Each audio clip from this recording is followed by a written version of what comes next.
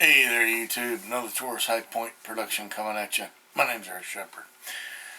One of my subscribers has asked about collecting the military surplus weapons and where would be a good place to start. He's chomping at the bit. He wants to get, Mosin the Gaunt.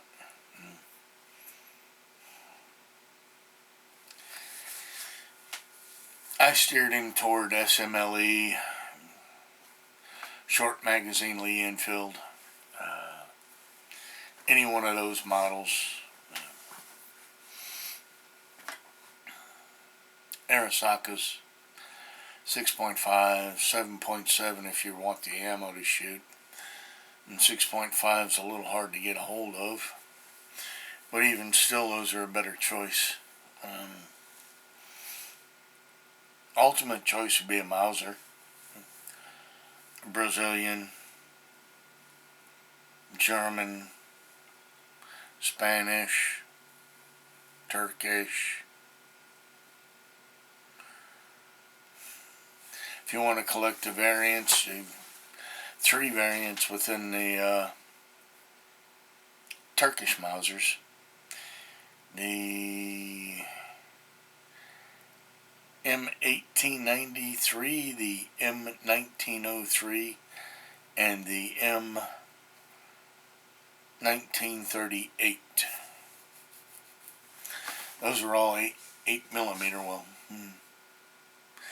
If you find one of the original 7.62s at a decent price, snatch it, even though the ammo is hard to find and almost not even made anymore. I would still pick something like that up just to have on the shelf, in the gun rack, in the gun safe.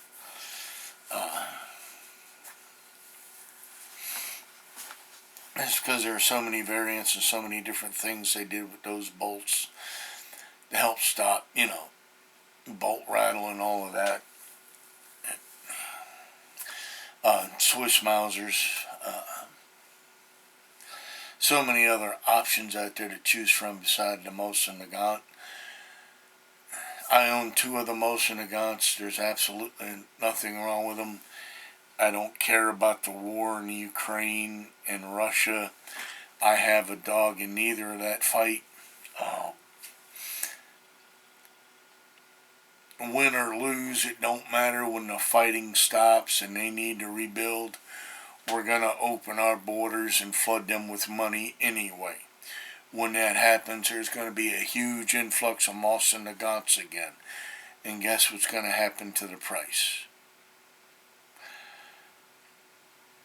I'm looking out for his interest more toward the future rather than the short term, I want.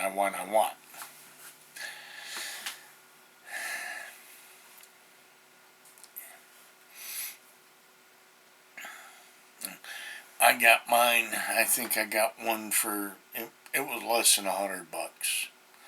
The 9130, I got it for less than $100. Then I got an M44. I paid a little more for it. I think I paid $200 for it. Had it not had the sling and original oiler and original toolkit with it, and had it not been a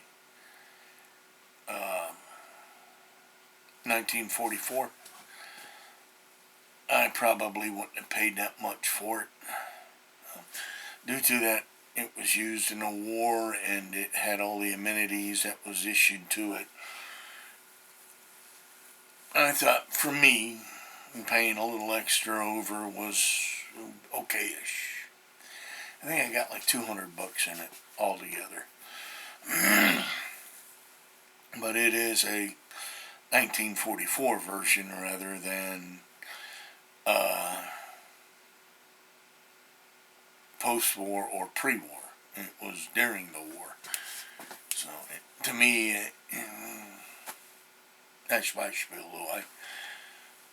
I'm an old-time collector of this stuff, so if I can get something closer to wartime,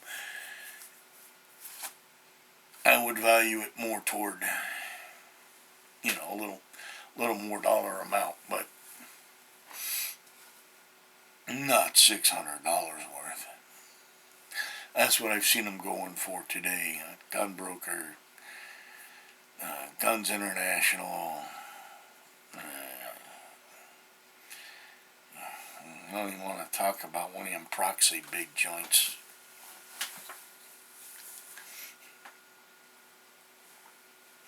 But anyway, if you're going to jump into military surplus and you're wondering, is there something other than a Mosin Nagant that you can start with and has different variants? Again, the Arasaka. Okay, granted, there's only 2 variants there.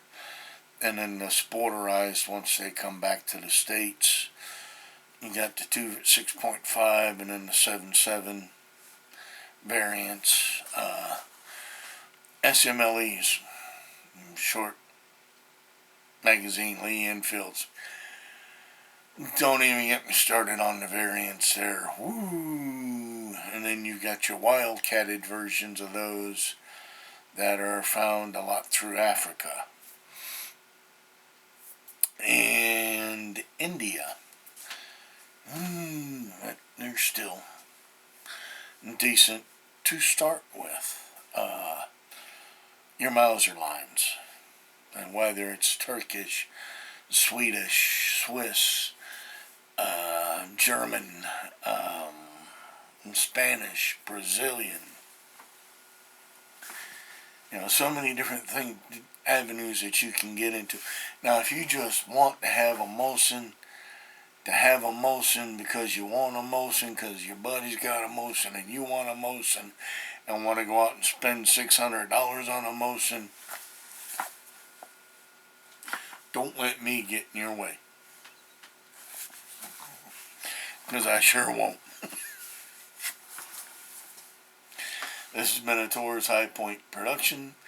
I choose, therefore I am responsible.